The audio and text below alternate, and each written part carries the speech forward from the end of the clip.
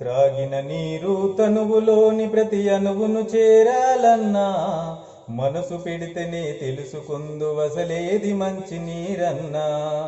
BP వచ్చినా sugar వచ్చిన రకరకాల పలు జబ్బులొచ్చిన పెయ్యిలో జరిగే పెను మార్పులకు మూల కారణం నీరన్నా. త్రాగిన నీరు తనువులోని ప్రతి అణువును చేరాలన్నా మనసు పెడితేనే తెలుసుకుందు అసలేది మంచి నీరన్నా.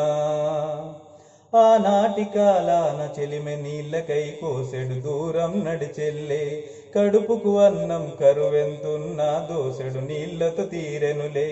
నేల తల్లి గర్భంలో నాడు ఔషధ గుణములు దాగుండే, ఆ నీరు త్రాగి మన తాతలు తండ్రులు నూరేళ్ళాయిగా బ్రతికుండే.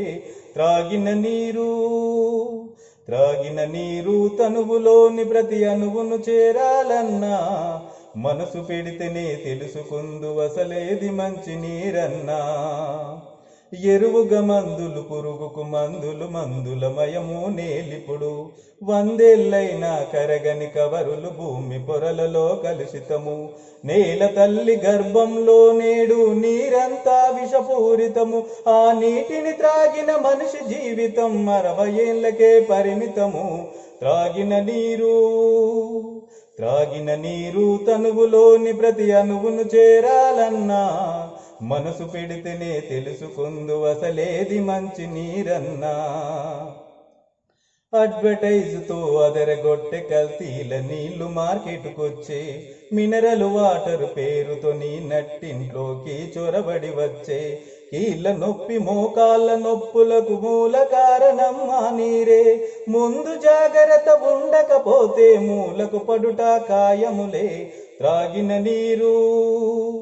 త్రాగిన నీరు తనువులోని ప్రతి అణువును చేరాలన్నా మనసు పెడితేనే తెలుసుకుందు అసలేది మంచి నీరన్నా. WHO ప్రకటించను కెంగంజలములు పరిశుభ్రమని, ఒంటికి సరిపడ మినరల్స్ అన్ని కెంగంజలములో ఉండెనని, త్రాగిన వెంటనే తనువులోని కనకనమును చేరునని ప్రపంచవ్యాప్తపు పరిశోధనలే నిజమని ఒప్పుకునే. త్రాగిన నీరు తనువులోని ప్రతి అణువును చేరాలన్నా మనసు పెడితేనే తెలుసుకుందువు, మనసు పెట్టి చూడన్నా, నీ మనసు పెట్టి చూడన్నా.